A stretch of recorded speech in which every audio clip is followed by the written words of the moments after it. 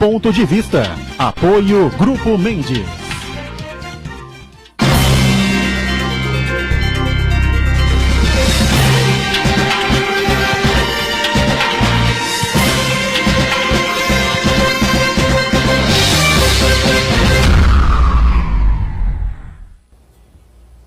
Olá, está começando mais um Ponto de Vista, sempre aqui na nossa Santa Cecília TV, neste horário da 1h30 da tarde, uma tradição, né, do debate, da discussão política e sempre dos temas importantes, não é, que a gente tem no nosso dia a dia: educação, saúde, meio ambiente, transporte, segurança pública, o judiciário, enfim, as notícias do nosso momento, não é, difícil momento político e econômico que o país atravessa.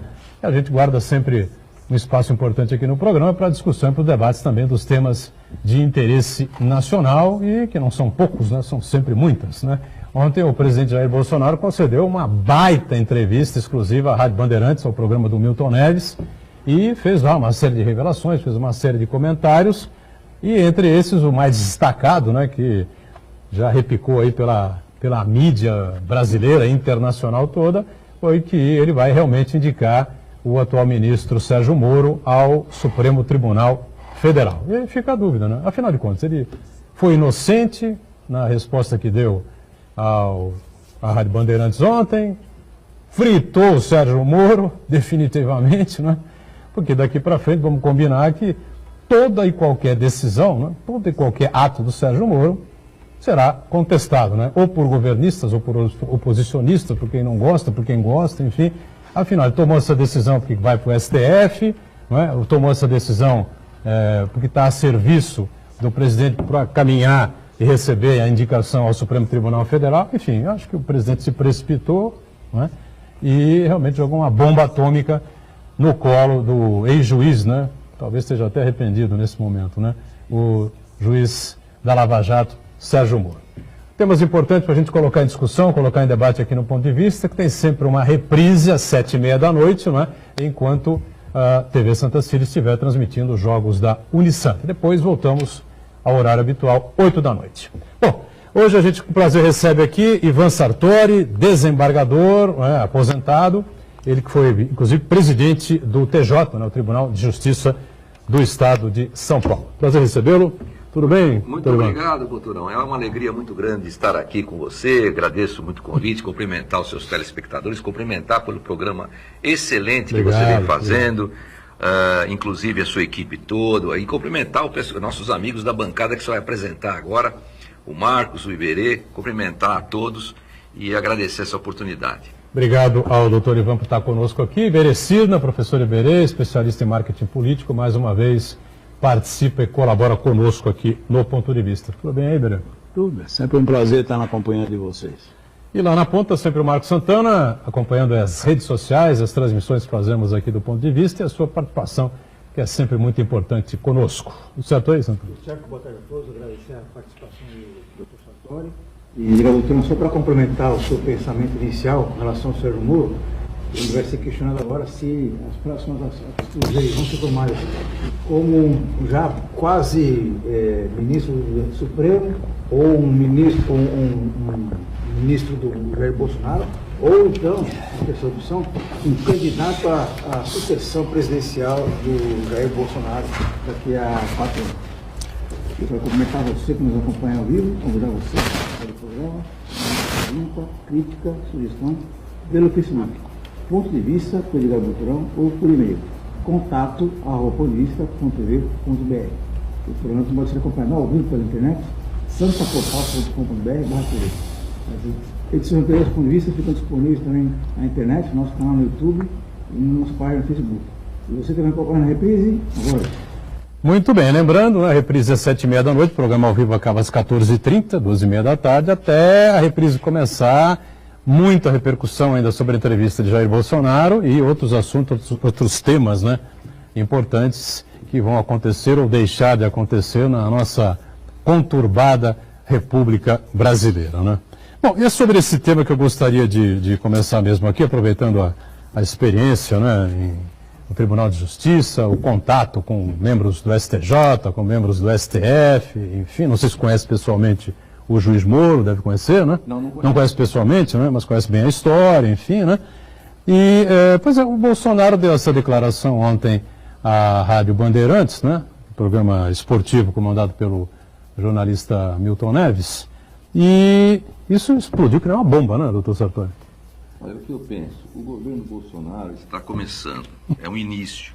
Ele foi eleito porque não tínhamos, segundo o eleitor, outras opções. De qualquer forma, é um homem sério, é um homem honesto, ainda está ganhando experiência no poder, ele vai aprendendo devagar e vai ganhando essa experiência. Ele se cercou, como eu sempre digo, cercou-se de uma equipe técnica fabulosa. Mas algumas declarações, alguns deslizes existem. O problema dos FIIs, o problema da questão de adiantar que o ministro Sérgio Moro irá para o Supremo Tribunal Federal, quando ainda temos mais de ano para que um ministro ali se aposente. Agora, eu quero crer que o Bolsonaro quer acertar. Ele está tentando acertar. Agora, é difícil nós avaliarmos um governo também com apenas 4 meses. É muito complicado. Ele vai aprendendo aos poucos que não se pode declarar certas coisas. Ele era deputado, agora ele é presidente da República, ele tem que se colocar numa situação em que, de acordo com a liturgia do cargo. Porque toda declaração de um presidente da República sempre vai ter reflexo na economia, ou no país, na política. Então, é isso que a gente precisa ter cuidado.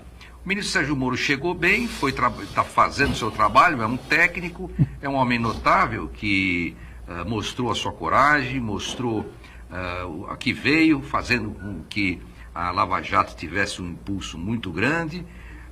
Não tinha experiência política, mas já está adquirindo essa experiência política. Vamos aguardar agora, eu acho que nada é irremediável por enquanto. Essa declaração do ministro, do presidente da República, pode ser efetivamente revertida, dependendo da situação em que se coloca aí o ministro Sérgio Moro. Tem que prestigiar o ministro para que ele possa fazer um bom trabalho. Berê, como é que você entendeu aí essa reação aí? Foi realmente um ato falho aí do Bolsonaro, não deu mais para corrigir porque estava ao vivo, foi premeditado, enfim, você coloca aí? Isso já é pensado. Você ouve essa história, já escuta essa história aí, desde a posse do Bolsonaro, de que a decisão do Sérgio Moro de largar lá a sua carreira para ser ministro, tinha já a visão do Supremo Tribunal Federal. Isso é o que se contava a história desde o começo, então eu não vejo nenhuma novidade.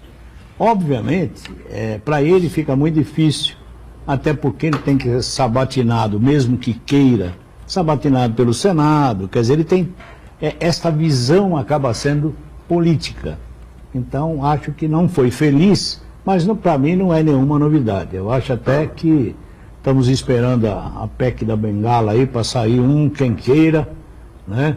Ou por qualquer outra razão. O Sérgio Moro está na maca do pênalti, como teve o Alexandre de Moraes e outros tantos aí. Eu acho que a PEC da Bengala só se for por 80 anos, né? Para baixar de 75.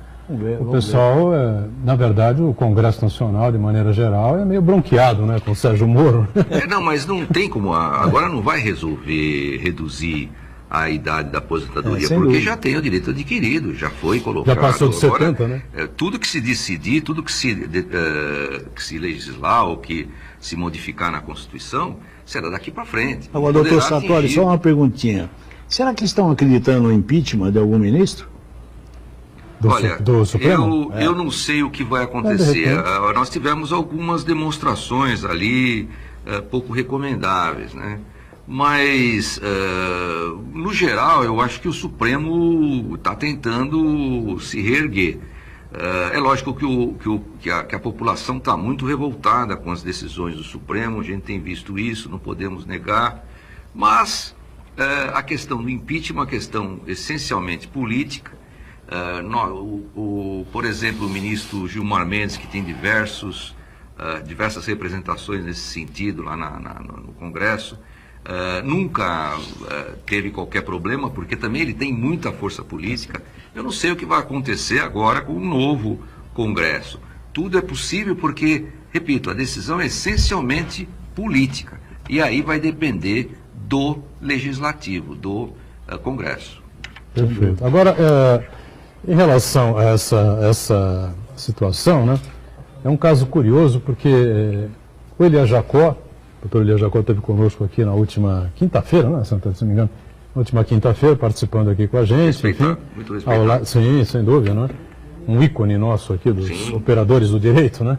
E ao lado do Armando de Matos, advogado também da área criminal, né? E o Elias Jacó bate muito forte, né, na questão que envolve as decisões e a maneira como encara, né, a legislação o ministro Luiz Roberto Barroso, né?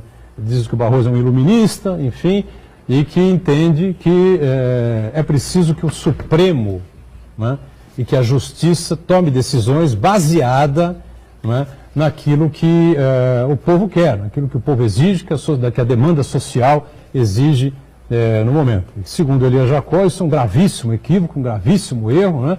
O Supremo tem que respeitar e defender a Constituinte. Eu não sei como é que o senhor vê essa situação, o senhor concorda com o que está acontecendo? Olha, eu sinceramente... Tem uma polêmica danada em torno das decisões do Supremo. Olha, eu situação sinceramente acho que o difícil. Supremo está avançando um pouco da sua posição de guardião da Constituição. Eu penso que o Judiciário, quando o Judiciário menos aparece, quando ele mais está funcionando, mais ele está resguardando a Constituição. Eu não concordo com o estrelismo no âmbito do Supremo Tribunal Federal, e isso se manifestou muito claramente. Eu tenho muito respeito por todos os ministros ali, conheço alguns pessoalmente, muitos até nos ajudaram lá na presidência do tribunal, mas eu infelizmente posso dizer que nós precisamos de mais estabilidade jurídica, e o Supremo é quem dita o direito, acaba ditando finalmente o direito, não é? Porque a Constituição hoje, ele como guardião da Constituição, tudo vai acabar parando lá, porque a Constituição hoje é um código, não é uma Constituição normal, é uma carta analógica. Então, eu acho que essa questão de parar tudo no Supremo faz com que os ministros, aconselhe os ministros a serem um pouco mais comedidos nas decisões, a serem um pouco mais resguardarem as suas pessoas, para que não haja esse tipo de exposição, para que a população não se volte contra um órgão que realmente é um órgão diretivo da nação. Agora, eu particularmente, Boturão, doutor Iberê, Marcos, eu já escrevi isso na tribuna. Eu acho que o Judiciário deve preservar o concurso para todos os cargos que sejam providos ali. E no Supremo ainda prego o mandato de 10 anos, que eu acho que é o correto. Nós temos aí alguns países nesse sentido, até por incrível que pareça, o Paraguai, até pouco tempo atrás, era assim. Então o mandato, ele vai realmente oxigenar a corte, modificar. Nós não podemos ter, no Supremo, que é o órgão máximo, o guardião da Constituição, nós não podemos ter ali pessoas que fiquem 30, 40 anos. Exagero, né? Eu acho que 10 anos era um período bom, né? Mas eu tenho uma curiosidade. Eu gostaria de ver a opinião de uma pessoa tão balizada como o Sartori, a importância do 5º Constitucional. O 5º Constitucional, lógico, eu tenho grandes amigos do 5º Constitucional, grandes amigos e grandes magistrados nós temos ali. Mas eu sempre me coloquei contra o 5º Constitucional, porque são colegas que entram sem concurso. Sem dúvida. Isso, para mim, contraria até, seria o caso de contrariar até a Constituição, que determina concurso em casos, com raríssimas exceções. Então, com a devida vênia, hoje, eu sou e sempre fui contra esse tipo de provimento de cargo, não obstante os colegas que estão lá, muitos bem preparados. Agora, a verdade é que o Judiciário falava-se muito em oxigenar o Judiciário com cabeças de fora. Só que agora nós temos o Conselho Nacional de Justiça, que já tem ali só gente de fora, tem o cidadão, o advogado, o promotor. Então não há necessidade mais desse 5º Constitucional. Isso tem que terminar. Tem que acabar, ainda que respeitando os colegas. E muitos colegas advogados também, porque agora eu sou advogado, viu, doutor Birê? Já me aposentei, sou advogado. E muitos colegas advogados também comungam dessa ideia. Meu pai, inclusive, com 91 anos e continua advogando, o Otto Sartori, acha que o quinto tem que acabar. Eu não concordo com essa forma de provimento. O judiciário tem que ser provido por concurso, qualquer que seja o grau de jurisdição. Lógico que no Supremo pode-se exigir algo mais, mas de qualquer forma o concurso é a forma mais transparente e mais digna para se prover um cargo dessa magnitude. Diga, Santana. O Uriel Vilas Boas acompanha a gente e declara o seguinte: a vaga no Supremo ainda vai levar 2 ou 3 anos. E mais, o indicado pelo presidente é submetido ao Senado, que faz uma audiência específica com ele para comprovar seus conhecimentos no campo jurídico e pode aprovar ou não o nome. E no caso, uma posição inadequada do presidente, podendo ser caracterizada como político-partidária. Na verdade é o seguinte, né? O Bolsonaro se antecipou, já disse aqui, a gente não sabe se foi por inocência, né? Ou se ele, não sei, fritou o Moro por fritar mesmo, porque a situação do ministro fica muito difícil agora, daqui para frente, né? Enfrentando uma certa dificuldade, justamente porque ele é um juiz, ele é um magistrado. Ele largou ali a vara em que ele oficiava, que estava lhe dando uma notoriedade, inclusive porque ele realmente vinha fazendo um trabalho excelente, e acabou se transferindo para um ministério que, embora o cargo seja até mais importante, né, ele ficou um pouco mais apagado aqui. Lá ele estava num palco muito maior. E hoje ele está mais numa situação, vamos dizer, mais no meio dos ministros, no meio do governo, no meio da situação política que o encobre um pouco. Então eu acho que talvez o Moro tenha até se arrependido dessa decisão. Eu costumo pensar isso, viu? Sartori, o Edgar Butrão lembrou várias vezes nesse programa que o Jair Bolsonaro, ele nomeou um ministro indemissível, que é o Sérgio Moro, que é, como você está observando aí, é uma pessoa que tem uma luz própria. Hoje eu tenho dúvidas. Talvez até maior que o Jair Bolsonaro. Mas eu acho que essa sinalização é muito clara, que os conflitos entre o presidente da República e o ministro Sérgio Moro são frequentes e muito profundos, né? Com questões pontuais e até de modo mais abrangente do que cada um pensa em termos de segurança pública. E parece que o que talvez tenha motivado o presidente a dar essa declaração tão enfática assim, né, de que já foi combinado lá atrás, né? Quer dizer, tipo, na campanha eleitoral foi combinado, até as pessoas estão sugerindo que isso aí foi uma moeda de troca, como uma retribuição à condenação do principal adversário político, que seria o ex-presidente Lula.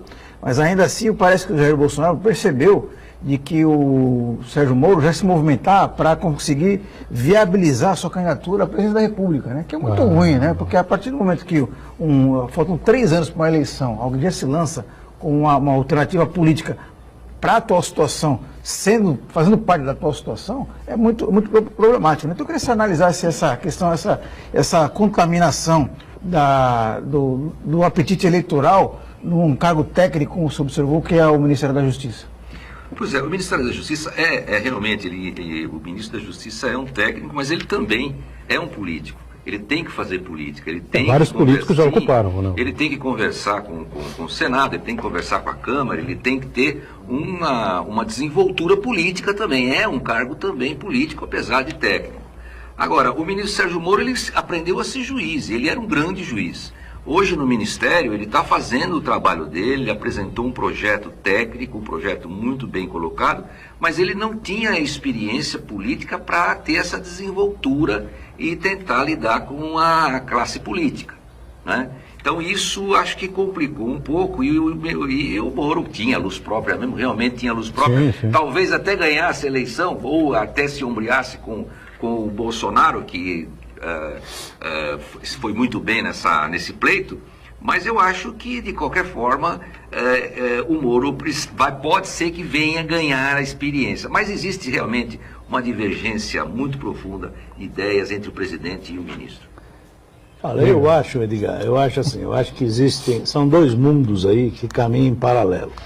Um é a área técnica, jurídica, que eu não tenho a ousadia de dizer que o Moro não tem essa formação. Outra coisa é alguém que vive exclusivamente de códigos e leis entrar no mercado da política. Essa é uma coisa dificílima.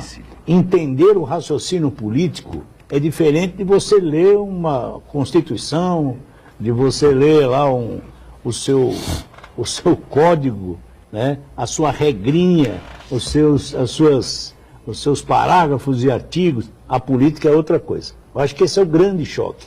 Nós temos visto aí muitos que têm uma formação técnica, jurídica, surpreendente, que quando se aventuram na política, o caso do Moro, vai ter essa dificuldade natural, porque não consegue entender com facilidade o raciocínio político. E o raciocínio político, ele não tem esta regrinha de captos, artigos e parágrafos. Ele é ao sabor do vento. Isso é muito difícil para quem tem uma formação de um juiz como ele.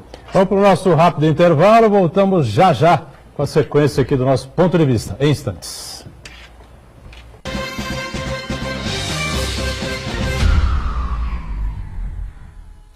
Existe um lugar em Santos onde você encontra os empreendimentos mais fascinantes da região. Um lugar amplo, aconchegante, feito para oferecer o melhor atendimento para você. Um lugar que reúne as melhores opções residenciais e comerciais nos bairros mais nobres de Santos. Um lugar que a gente nem precisava dizer, porque você já sabe. Central de Vendas Grupo Mendes, Rua Guaiaó 55, Aparecida. Venha fechar um bom negócio para abrir as portas do seu novo lugar. Com a ampliação do Tiplan, a nossa Baixada Santista passa a ter uma importância ainda maior para o desenvolvimento do país, porque ele faz parte de um importante corredor logístico do Brasil, principalmente para exportação de grãos. Aumentou sua capacidade, sem aumentar a quantidade de caminhões na estrada. A dragagem do canal de Piaçaguera garante recuperar a qualidade ambiental e sua navegabilidade. Tiplan, orgulho em contribuir para o desenvolvimento do Brasil.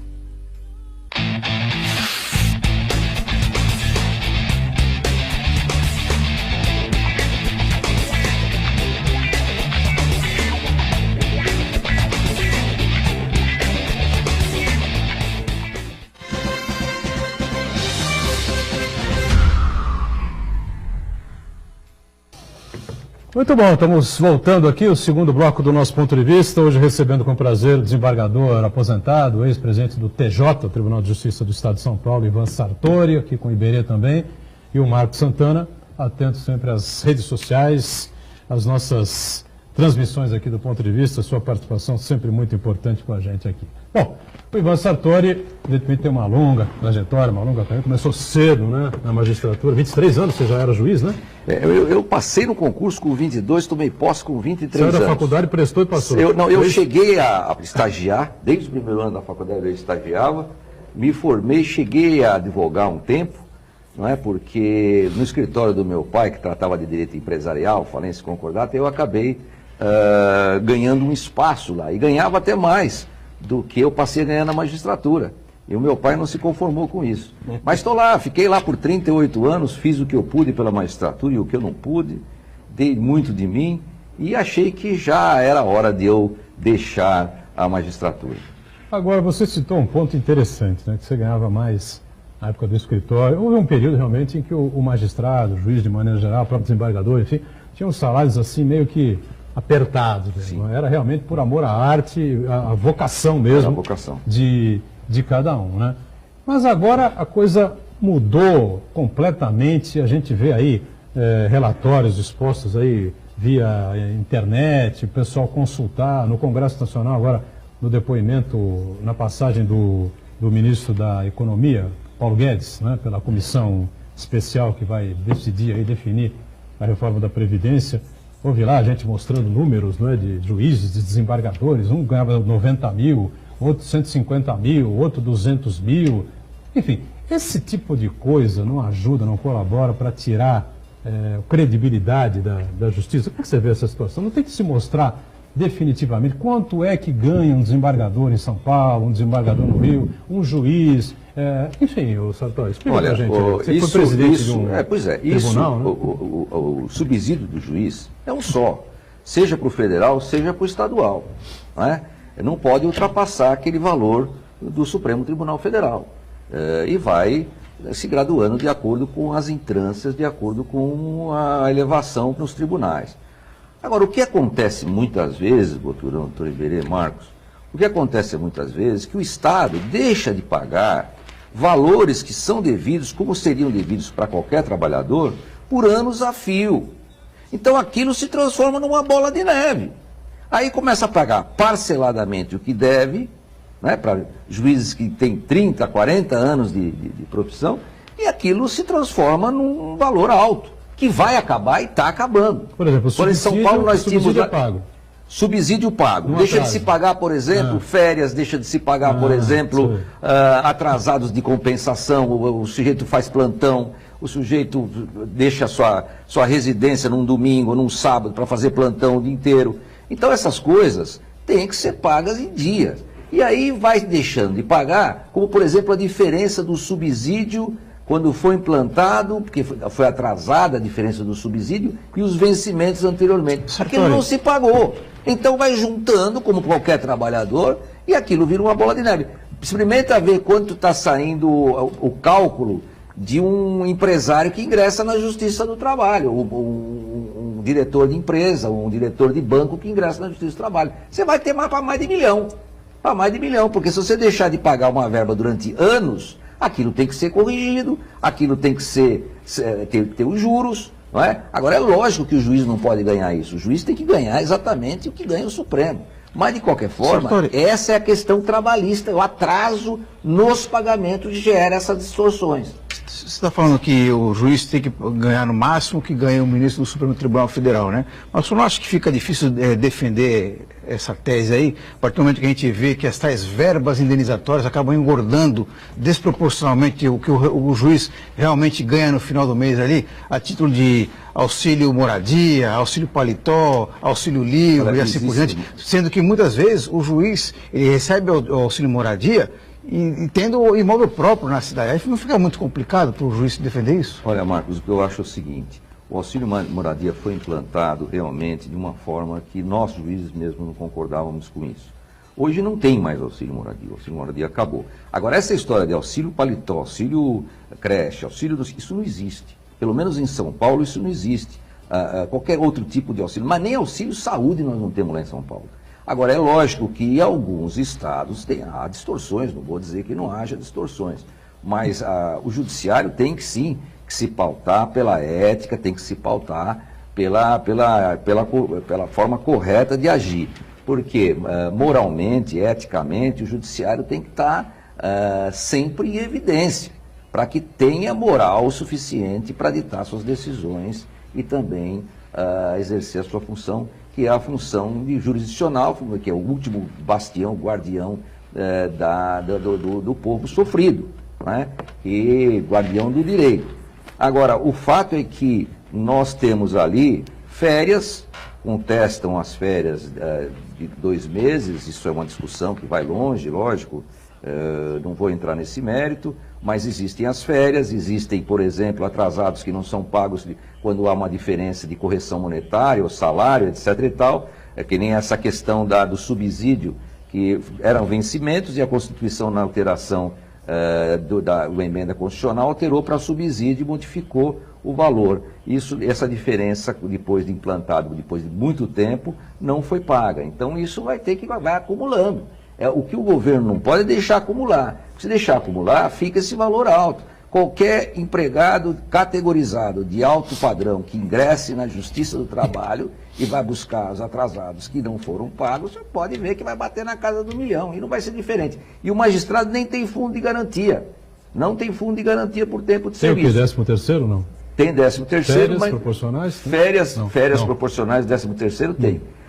Mas tem as férias, você recebe o terço das férias, como qualquer trabalhador, tem as férias, são 2 férias por ano, isso é discutível, realmente, isso é uma coisa que vem sendo estudada, vem sendo vista aí até pelo Supremo, pelo Congresso, mas essa história de auxílio paletó, auxílio saúde, auxílio até educação para os filhos, isso não é verdade. Sartori, não é verdade. Eu falei do auxílio paletó porque me veio à cabeça uma entrevista que um desembargador, eu não vou lembrar o nome agora, que depois ele foi secretário de Educação do Estado de São Paulo, que numa entrevista ao Jornal da Cultura, da TV Cultura, e aí ele foi questionado sobre os altos rendimentos dos desembargadores juízes de São Paulo, e ele disse, olha, O juiz não pode ir toda hora para Miami comprar tênis, comprar sapato, mas ele tem que se apresentar bem, então ele tem que ganhar bem, né? Então não fica muito constrangedor para os colegas. Ele foi infeliz nessa entrevista, realmente. Não parece que dá a impressão para a população de modo geral de que os juízes e os desembargadores vivem em outro planeta completamente descolado da realidade? Eu só vou explicar uma coisa. Um juiz hoje, para começar, ele vai ganhar líquido uns 22, 23 mil. A responsabilidade é grande do cargo. 22, 23 mil, nós temos aí alguns cargos médios que estão nesse valor. Se você analisar que nos tribunais de contas nós temos funcionários ganhando mais do que isso, se você analisar que nas estatais nós temos funcionários ganhando 40, 50 mil reais, ou mais, né? Então a gente vê que o salário não é um salário tão assim desarrazoado. Lógico que a nossa classe mais desfavorecida vê isso com bastante reserva, porque o pessoal ganha o salário mínimo, está uma coisa baixíssima, né? 1.500, 2.000 reais, os médicos, por exemplo, em plantões, estão ganhando muito pouco. Mas é um salário que dá para 22 e pouco, líquido. Não é? E esses juízes, a maioria dos juízes, não tem diferença nenhuma para receber. O que tem diferença para receber são os antigos, que não foram pagos valores atrasados. Então deixa de se pagar, esses valores não são pagos, e aí essa conta começa a ter chega num valor que não se admite. E aí começa a parcelar o valor e o salário começa a vir de uma forma, o pessoal pensa que é lá em cima 150, astronômico. Você diria, em relação a... Foram 2 anos na presidência do Tribunal de Justiça. Qual seria aí a maior característica aí o legado que você deixou aí para o... Olha, se é que você eu procurei... acha que é importante... Olha, eu procurei, em primeiro lugar, conversar e ter um contato direto com os funcionários do tribunal. E os funcionários do tribunal, do Poder Judiciário de modo geral, 60 mil funcionários, né? Mais 60 mil, mais 10 mil terceirizados, eram pessoas que estavam passando muita dificuldade, estavam pendurados em agiotas, e nós procuramos satisfazer os atrasados de muitos deles para poder melhorar a situação. Também conversávamos diuturnamente com esses funcionários, visitávamos fórum, eu abraçava os funcionários, ouvia as críticas, ouvia as conversas. No Facebook também eu recebia todas as reclamações ou sugestões. Era um trabalho de 17 horas por dia. No meu gabinete eu recebi mais de 3 mil pessoas, ou cerca de 3 mil pessoas por ano na presidência. Também nós implantamos ali, em 3 meses, porque o nosso relacionamento foi muito bom com a Assembleia Legislativa, em 3 meses o plano de cargos e carreira nós implantamos ali. Também implantamos o processo digital, que era um problema terrível. Os advogados não queriam, a ordem dos advogados não queria, não os advogados categorizados até queriam. A ordem dos advogados não queria, o Ministério Público não queria, e foi uma discussão muito grande. Não acelera? Pois é, mas o novo sempre assusta. Né? E aí com isso, depois de muita discussão, nunca se conseguia implantar, nunca se conseguia, as presidências passadas não conseguiram. Aí com muita discussão nós conseguimos implantar o processo digital, saímos com o tribunal digitalizado totalmente e com o Poder Judiciário, né? Nós temos ali mais de 1.000 prédios, ou cerca de 1.000 prédios. 40 e tantos % digitalizado e já irreversível. Os próximos presidentes prosseguiram nessa digitalização irreversível que nós fizemos ali. Também nós fizemos tivemos aí a oportunidade de valorizar os juízes, valorizar os nossos prédios, fazer um serviço de zeladoria mais a contento, o que não prestava, alguns prédios alugados que não tinham condições de receber o judiciário, nós modificávamos, realugávamos, ou então passávamos para a construção. Tínhamos ali um projeto de construção de prédios em que as prefeituras estavam doando terrenos e ali nós faríamos os prédios, os fóruns, num consórcio que venceu uma eleição. Mas depois o presidente seguinte não conseguiu, resolveu não dar andamento a isso. Muito bem. Santana, Fernando. Verô, agradecer a ajuda do Elvio da Aparecida, que ele lembra aqui que o desembargador que deu essa famosa frase aí do comprar o terno em Miami foi José Roberto Nalini. José Renato. Nalini, isso. Isso, foi regionalmente secretário da Educação. Ele foi feliz, aquele dia ele foi feliz. Todos nós vimos que foi infeliz, mas o que se vai fazer? E aqui o Martinho Leonardo, ele pede para o desembargador aposentado comentar uma decisão do Tribunal de Justiça que obriga a Prefeitura de Santos a demitir 684 trabalhadores que atuavam na frente de trabalho na Prefeitura de Santos. Essa frente de trabalho da Prefeitura de Santos realmente era um trabalho, era uma iniciativa, um projeto bastante promissor e que também um projeto social espetacular. Mas infelizmente, como é o nome do nosso... Martinho Leonardo, ex-vereador. É o Martinho Leonardo, o ex-vereador. Um abraço, Martinho, é uma satisfação receber sua indagação. Mas, infelizmente, pelo artigo 37 da Constituição, os cargos devem ser, 37, inciso 2, os cargos da administração pública devem ser providos por concurso, ressalvados os cargos de confiança, assessoria, né? Chamados em comissão. Exatamente, de direção, os cargos chamados em comissão, assessoria, direção. Então, nesses casos, há a possibilidade de nomeação livre. Nos outros, não há essa possibilidade. Por isso que o Tribunal de Justiça foi obrigado a declarar inconstitucional esse projeto, essa lei.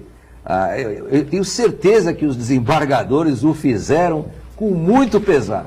E se pudessem, não o fariam. Mas é realmente muito complicado diante do artigo 37.2 da Constituição. Eu também lamento, porque era um projeto excelente. Possivelmente, viu, Sartori? Eu acho que os desembargadores vão ficar chateados, porque a nossa cidade vizinha aqui, que está com a extinção da Codesave, né, que nós acompanhamos, também tem esse mesmo processo de você absorver os 600 e tantos funcionários, né, em conflito aí com o artigo 37, inciso 2º, que você vê mais. Cargos em extinção, né? Então aí essa coisa também vai ser discutida. O cargo sai da Codesave e passa para uma secretaria em extinção. Desde que se mantenha, o cargo, né? Haja simplesmente transposição, o cargo existe, o funcionário é concursado, a transposição aí já se modifica. No caso aqui da frente de trabalho, era uma contratação livre, né? Como se fosse uma entidade privada, e isso realmente complica. Talvez, pudesse ser feito por outro mecanismo, sem dúvida, né? Ou por iniciativa, ou se utilizando da iniciativa privada, ou então se utilizando da legislação de transição aí que nós temos aí na trabalhista, tentar fazer alguma coisa diferente. Eu queria aproveitar só uma perguntinha aqui, tem uma curiosidade. Eu gostaria de ver do Sartori qual é a sua, hoje aposentado, um brilhantismo como desembargador, como é a visão de quem tem uma formação jurídica desde 23 anos de idade, da atual política, do mundo político nacional. Como é que você vê isso com a sua formação? Você vê isso uma mudança, você vê bem, você vê mal, você acha que muda? Eu sinceramente... Você apoiou a candidatura do Bolsonaro? Apoiei abertamente a candidatura do Bolsonaro. Eu achei que as administrações passadas pecaram muito e isso já está provado, tem condenação inclusive, né? E eu apoiei então o Bolsonaro, estou esperançoso, acho que ele vai acertar, acho que ele vai prosseguir. São 4 ou 5 meses de governo aí, pouca coisa. Ele já apresentou um projeto de envergadura na Previdência, que a meu ver tem que ser aprovado esse projeto, porque a economia está numa situação bastante difícil. Agora, eu vejo com bastante esperança. Eu acho que houve uma renovação. Lógico que erros existem, né? Mas temos acertos também. E as dificuldades por que passa o nosso presidente com a situação econômica hoje, que veio também desses governos passados. Nós tivemos aí a esquerda durante anos e anos e anos, né? Desde o Fernando Henrique. E todos tiveram aí os seus pontos positivos, mas no final das contas, nós vimos que houve uma verdadeira dilapidação do país, né? Uma dilapidação do país. E isso está depondo contra essa nossa economia. Agora, a política hoje, evidentemente, tem os defeitos do passado, toma lá da cá, e isso o presidente está tentando evitar, isso é que está dificultando a vida dele, porque ele quer fazer um trabalho livre, um trabalho honesto, Mas aquela história do toma lá da cá é uma coisa que sempre existiu na política e ele achou que poderia resolver imediatamente. Mas quem sabe nossos políticos também mudam a mentalidade, quem sabe nossos políticos também vejam um outro lado, também o Bolsonaro seja um pouco mais flexível, não é? Para poder encontrar um denominador comum, né? Que ambas as partes encontrem um denominador comum. Muito bem, a gente vai fazer um rápido intervalo, só queria lembrar que o Ivan Sartori foi o juiz ou o desembargador, né, na época, que acabou cancelando, anulando, né, as sentenças de 74 policiais militares no famoso tido massacre do Carandiru, né? Eu quero saber dele se ele está arrependido até hoje ou se ele confirma que realmente aconteceram equívocos por parte do juiz no primeiro julgamento, as sentenças que foram dadas naqueles períodos. Foi realmente um caso que marcou época, né, no Brasil e teve uma repercussão extraordinária, né, sem dúvida alguma. Vamos para o intervalo, voltamos já já.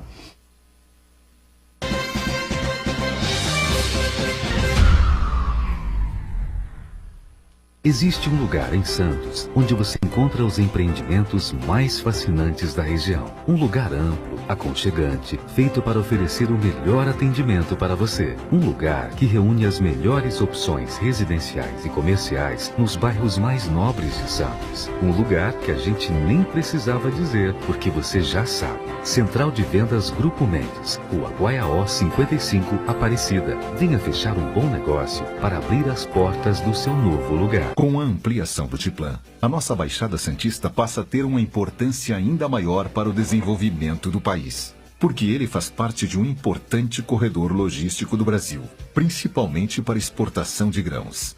Aumentou sua capacidade, sem aumentar a quantidade de caminhões na estrada. A dragagem do canal de Piaçaguera garante recuperar a qualidade ambiental e sua navegabilidade. Tiplan, orgulho em contribuir para o desenvolvimento do Brasil. Bisturi. Pinta. Tiago? Tiago? Hã? Filho, você fez sua inscrição no Enem? Ah, vou fazer, mãe.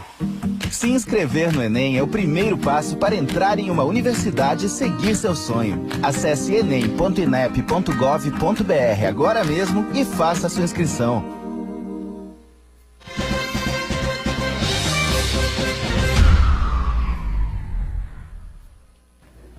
Muito bem, eu falei antes do intervalo, né, sobre o famoso caso do Carandiru, né, conhecido internacionalmente como massacre do Carandiru. Foram 111 mortos e uma série de teses e teorias. Houve um filme, não é, baseado no livro do médico, me fale o nome agora? Varela. Drauzio Varela, né? Escreveu um livro sobre o histórico, não sobre o massacre propriamente dito, né, mas sobre o histórico da vida dele dentro do Carandiru, as coisas que aconteciam lá dentro, enfim, né? E o Ivan Sartori participou desse processo, cancelou. Na verdade, você achava que os PMs deveriam não ser sentenciados, né? Deveriam ser absolvidos, mas você conseguiu apenas que as sentenças fossem canceladas para que novos julgamentos acontecessem. Foi isso, né? Bom, veja bem, Boturão, vale a pena sempre lembrar, né? Porque é um caso, acho que assim, eu gosto muito de falar sobre esse caso, porque houve uma distorção muito grande da imprensa por parte desse caso. O que acontece? Quando o juiz se defronta com o processo, né, se você está de fora, muitas vezes você tem um julgamento distorcido. Você acha, pô, mas está tudo errado. Quando você pega as provas, você examina as provas, você examina detalhadamente o processo, como acontece com o juiz, aí você vai chegar à conclusão do que aconteceu realmente. Sim. Eu acho esse termo massacre do Carandiru um absurdo, um fake, uma falácia, já disse isso. Ali o que houve foi uma rebelião seríssima, num dos pavilhões mais perigosos, que continha gente mais perigosa ali, presos mais perigosos. Ali ia se espalhar por todos os outros pavilhões. A população da circunvizinhança estava em polvorosa.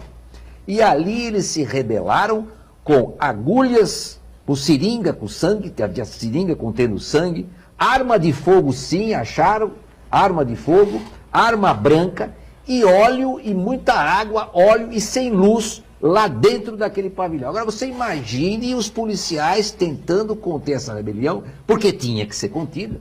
Você imagine se aquilo se espalha pelo presídio inteiro, que são milhares de presos ali. Aqui ia ter um colapso ali, iam todos conseguir fuga, inclusive, lograr a fuga. Então, a polícia militar procurou agir da forma que podia dentro daquele caos. Inclusive, os que quiseram se render saíram tranquilamente. Se renderam, saíram tranquilamente quem quis sair. Os presos que continuaram em rebelião, amotinados, eles foram para cima dos policiais. Aliás, muitos policiais ali eram policiais novos, recém-chegados, recém-ingressos da polícia.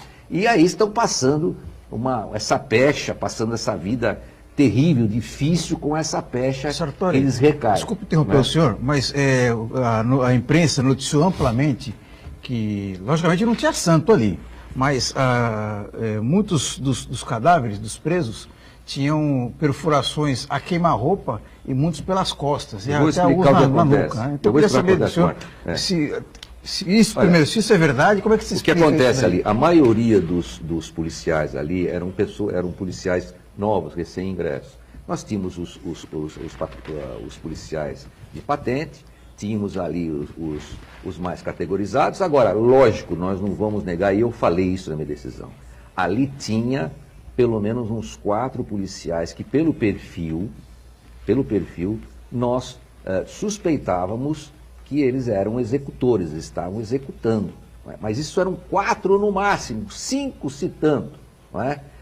Esses policiais, inclusive, não conseguimos provar isso, não ficou clara essa situação. Não é? Um deles até já faleceu, o outro teve um problema mental, a pena acabou sendo reduzida até por isso, né? Agora, ali 99% foi trabalhar, foi conter a rebelião. Não se pode agora tomar o todo pela parte. Não é? Só porque 3 ou 4 destoavam daquele batalhão, daquele grupo de trabalho, não é porque 3 ou 4 destoavam que nós temos que agora estender isso tudo para os demais. Isso não tem sentido. Agora, o Drauzio Varela, com a devida vênia, é um médico respeitado. Acho que ele tem feito muito pela televisão, pela mídia, mas é um homem que ele quer entender de tudo. Não dá, você não consegue entender de tudo a todo tempo. Isso é difícil. Ele precisa falar um pouco mais do que daquilo que ele entende, que é a medicina. Não é? Agora, aquele livro foi um floreio, foi uma imaginação que ele colocou ali. Não é? Ele quis realmente dar aquela aura, né? Porque ele também é uma pessoa mais ligada à esquerda, e quis dar aquela aura de que houve um massacre. Não houve massacre, não houve um confronto, uma rebelião que tinha que ser contida. Agora, os policiais que exacerbaram, os policiais que foram além disso, mereciam, evidentemente, ser condenados. Só que, infelizmente, não defluía da prova dos autos. Então, o que nós fizemos? Nós anulamos o júri, porque achamos que a prova era a sentença, a decisão, o veredito era contrária à prova dos autos. Inclusive, um soldado novo, que deu apenas um tiro, foi condenado a 70 anos. Né? Teve gente que deu um tiro, foi condenado por mais de 70 mortes. E tem mais, sabe quem foi processado? Sabe quem foi processado? Porque eles declararam. Quem declarou que deu tiro foi processado. Quem disse que não atirou, não foi processado. Quer dizer, o negócio foi feito no tapa. O Ministério Público quis dar uma satisfação para a sociedade e fez tudo aquilo muito rápido e muito afogadinho. Como é que dava para saber que aquele policial deu um tiro? Porque a arma dele foi apreendida. Inclusive, houve apreensão das armas, houve apreensão de todas as armas policiais que foram lacradas e depois foram extraídos os projéteis dos corpos dos detentos. Não é? Só que, infelizmente, não se conseguiu fazer o exame balístico. Isso seria importantíssimo, saberia quem atirou em quem. Individualizar as condutas. Agora, não pode querer condenar todo mundo genericamente. Eu concordo com isso, mas... Olha, de repente você estava, vamos supor, Buturão, você estava lá no meio, você se põe no lugar de um soldado, você estava lá no meio, você deu um tiro porque estava escuro e tudo mais, daqui a pouco você é condenado por 100 mortes. Não tem sentido. Não tem. Tem que saber, você não acertou ninguém, mas de repente você não acertou ninguém. E aí? Então tinham armas lá que dispararam 30 tiros, 40 tiros. Não chegou a isso. Não chegou a isso. 20 chegou a tiros, isso. vai. Pode ser. Agora, nós tivemos lá, sim, 4 ou 5 policiais que estavam com intenção de executar mesmo. Nós tivemos. Agora, precisa de fluidos altos. Um deles faleceu pelo perfil. Nós imaginamos isso pelo perfil. Não é? Mas a prova não trazia claramente isso. Diga, Santana. O Roberto Francisco acompanha a gente aqui e faz uma participação interessante aqui. Parabéns, doutor Sartori. Temos 2 coisas em comum. Votamos e confiamos no presidente Bolsonaro e também eu apoio sua decisão sobre o chamado caso do Carandiru. Foi tecnicamente perfeita. Aí ele completa o seguinte, Sartori. O senhor ganhou meu voto para prefeito de Santos. Opa! Parabéns. Opa! Poxa! Eu não sei se vou me candidatar. Estamos no ano ímpar. Estamos no ano ímpar ainda. A eleição, como costuma dizer Geraldo Alckmin, é ano par. Ano par. Cuidado, devagar com a dor que o Santa de bar. Mas aproveitando o gancho, eu queria perguntar se você assinou a ficha do PSD ou não. Não, ainda não me filiei a partido nenhum. Eu também não sei se vou me candidatar. Eu fui convidado por alguns partidos, o PSL, PSD, Podemos, também o Patriota, mas eu ainda não pensei, não decidi se isso vai acontecer na minha vida. Estamos pensando, estamos analisando e não me filiei a partido nenhum ainda. Você gosta de política? Gosta de Olha, eu sou debater, como todo cidadão, eu gosto de debater, fiz política institucional durante muito tempo, participei de várias eleições no tribunal, inclusive fui presidente do tribunal, mas eleição institucional, evidentemente, é diferente de uma eleição político-partidária normal. Eu queria aproveitar, eu fazer uma pergunta, não especificamente ao seu caso, mas do modo geral ao ex-integrante do Poder Judiciário que se aventura em um cargo político. Nós temos a experiência do juiz Sérgio Moro, que ele está acostumado a dar canetada, só mandar, e agora quando ele tem que negociar politicamente, ele se vê em maus lençóis. E temos também aí o caso do governador do Rio de Janeiro, o Witzel, que aí está cometendo uma série de barbaridades aí, está colocando snipers nos helicópteros para tirar em tenda de culto evangélico e assim por diante, né? Então eu queria saber do senhor quais os cuidados que um ex-integrante do Poder Judiciário tem que ter ao se aventurar na carreira política. Olha, isso vai depender efetivamente da habilidade do cidadão. Eu acho que, infelizmente, o juiz a vida de um juiz é uma vida muito regrada. O Witzel é um juiz muito também, engessada, ele foi juiz. Muito engessada, muito regrada, e é um verdadeiro sacerdócio. Vou falar bem a verdade, você não pode fazer absolutamente quase nada, porque você está sempre na mira das pessoas, está sempre numa situação delicada, então você tem que ter uma conduta que não digo nem reta, que todos nós devemos ter, mas uma conduta engessada mesmo. Eu, graças a Deus, saí muito da magistratura agora, esse ano, pensando em ter uma vida mais flexível. Depois que o CNJ disse que eu não posso falar em quem eu voto, eu não vou ficar na magistratura. Ué, eu não sou, além de não poder ser um cidadão, além de não poder me eleger, não participar da vida política como magistrado, eu também não posso falar em quem que eu vou votar. Agora, se eu fosse juiz eleitoral, tá certo, aí não poderia. Mas eu não era juiz eleitoral. Eu acho que eu tenho que participar, o juiz tem que participar da vida política do país. Agora, essa questão de o juiz ser político, isso vai depender da habilidade, da aptidão da pessoa. Isso que vai acontecer. Agora, eu tentei fazer política, fiz política institucional, me dei muito bem com a Assembleia Legislativa, consegui fazer um trabalho de integração com a Assembleia Legislativa, aprovei todos os projetos que eu quis na Assembleia Legislativa. Ali o tribunal e a Assembleia tinham um quintal só na minha gestão, nós conversávamos abertamente, eu estava sempre dando satisfação, o governador também, eu estava sempre lá dando satisfação, trazendo as contas, explicando, tanto que tivemos vários projetos aprovados com o beneplácito, com a concordância do Geraldo Alckmin, que foi também um governador que ajudou o judiciário naquela época. Então eu acho que eu fiz um trabalho político bom naquela época. E é só perguntar para os funcionários, para os advogados, para os juízes, como foi a minha administração. Modéstia à parte, foi uma administração proveitosa. Agora, quanto ao Witzel, nós temos que ver uma coisa, mano. O Rio de Janeiro está perdido para as organizações criminosas. O Rio de Janeiro não é mais Estado, não existe mais Estado ali. Ali o Estado é o crime. Então, ali o Witzel, ele tem que tomar providências rigorosas, enérgicas. Agora, a imprensa sempre exagera um pouco, às vezes. Opa. E se houve algum desvio... Setores da imprensa.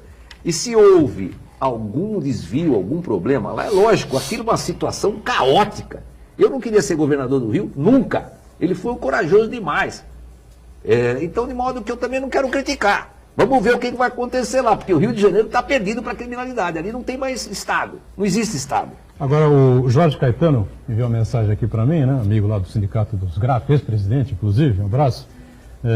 Com esse decreto do Jair Bolsonaro de flexibilização de armas, você concorda com o decreto, é contra esse decreto, você está preocupado que a gente tem aí tiroteios constantes, vira um faroeste aí pelo Brasil afora, não? Olha, eu vou dizer uma coisa, tiroteio eu tô levando aqui, viu? Verê, Marcos, olha, eu vou falar uma coisa pra você. Eu sou favorável à flexibilização nesse aspecto. Eu não gosto de arma. Eu não uso arma, eu não ando armado. Nunca usou? Né? Já usei, já andei armado. Você tem porte, né, como desembargador? Tenho porte como desembargador. Claro. Tive segurança quando fui presidente, mas eu sempre ando só, com a minha motocicleta, e eu não ando armado. Eu não gosto de armado, eu não gosto de arma. Mas eu acho que quem quer ter uma arma para se defender, uma arma em casa, por exemplo, eu acho que é nada mais justo. Hoje nós estamos aí, o Deus dará com a criminalidade. Então por que não o cidadão se defender? E os caminhoneiros, então, que estão aí por essas estradas aí, assaltados. O roubo de carga é uma coisa astronômica aqui no país. Então, e os caminhoneiros? Como é que fica a situação? Eu lembro que quando a gente pega um cidadão que suspeitava-se ser bandido, ser ladrão, armado, a pena era alta pelo porte ilegal de arma. Agora, se a gente pegasse um caminhoneiro, a gente tinha que substituir a pena, porque o camarada tem que se defender, como é que vai fazer? Não é? Ele fica aí, o caminhão é a moradia do caminhoneiro. E aí, por aí vai o povo de bem, que defende a sua casa. Nós vemos lá nos Estados Unidos, por exemplo, que a liberação de arma não contribui para a criminalidade como nós temos aqui. Aqui nós não tínhamos a liberação de arma, e nós estamos numa criminalidade absurda. Sartori, você não teme o efeito colateral de uma liberação dessa maneira? Sim. Porque nós temos hoje um índice de feminicídio muito grande, né? O homem que mata a mulher pela condição dela ser mulher, por ciúme, né? por não admitir a perda da mulher, briga de vizinhos, briga de trânsito. Esse final de semana em Bertioga aconteceu o oposto, né? A mulher matou uma mulher. Foi agredida. Foi agredida pelo marido, pelo companheiro, e pegou uma faca e matou o cara. Certo. Olha, eu acho que essas reações vão acabar acontecendo não só pelo porte de arma, né? Sim, acabou sendo arma branca, normal, mas arma porque também a gente vive aqui tentando abrir espaço para denúncia. Mas ter uma arma de fogo facilita muito essa... Eu acho que quem quer matar, mata, Marcos. Quem quer matar usa uma faca, usa um pedaço de pau, usa um taco. Mas, Sartori, veja só, uma discussão de trânsito... Não vai usar só uma arma. Quem quer matar, mata. Mas na discussão de trânsito, se o cara bate na sua Harley Davidson, a tendência é você se xingar, mas se você for uma pessoa esquentada, tiver uma arma, você pode dar um tiro na pessoa. Né? Todas as medidas têm sempre os seus prós e contras. Não é? Sem dúvida. Se você segura as armas, se você faz como vinha sendo o desarmamento total da população, isso deixa a população ao evedrio, a sombra da criminalidade, deixa aí ao alvedrio da criminalidade. E isso não pode acontecer. Agora, se você também libera, sempre vai ter algum outro risco. Então, uma posição vai ter que ser tomada. Eu acho que o cidadão tem que se defender, o cidadão tem que ter a possibilidade de se defender. Agora, tem que ter um preparo para poder portar armas. Em casa, tudo bem. Agora, portar arma tem que ter habilitação suficiente, tem que ter um preparo, tem que ter uma condição de portar, inclusive psicológica. Aí sim. Fala, Iberê, não. Eu só queria, Sartori, você colocou aqui que está num tiroteio. Eu quero dar os parabéns para você, viu? Sabe por quê? Porque todo mundo vem para a mídia, vem com um monte de dedo, acaba não falando aquilo que pensa, fica aí olhando para o telespectador. Eu fiquei surpreso, muito tempo que a gente não se vê, não conversa, eu fiquei surpreso assim pela sua postura. Eu quero parabenizar isso. Muito obrigado, é o seu ponto, entendeu? O seu ponto de vista é levado adiante e explicado. Eu acho isso muito interessante. Olha, vindo de você, para mim é um elogio muito grande, porque nós sabemos o quão notável você é. Imagina, que é isso. Doutor Sartori, obrigado pela presença aqui. Vamos, evidentemente, agendar outros programas, outras participações, para a gente continuar conversando sobre temas, né, que são importantes, né, no dia a dia aqui de todos nós. Obrigado, valeu. Viu? Eu que agradeço, Boturão, agradeço também aos telespectadores, ao doutor Iberê e ao nosso querido Marcos Santana também. Muito bem, obrigado, Iberê, sempre participando e colaborando aqui com a gente. Santana está diariamente aqui conosco e o Ponto de Vista ao vivo aqui na Santa Cecília TV. 1h30 da tarde, com a nossa reprise às 7h30 da noite, nesse período em que a TV Santa Cecília transmite os jogos da Unisanta. Valeu. Tchau, gente. Obrigado.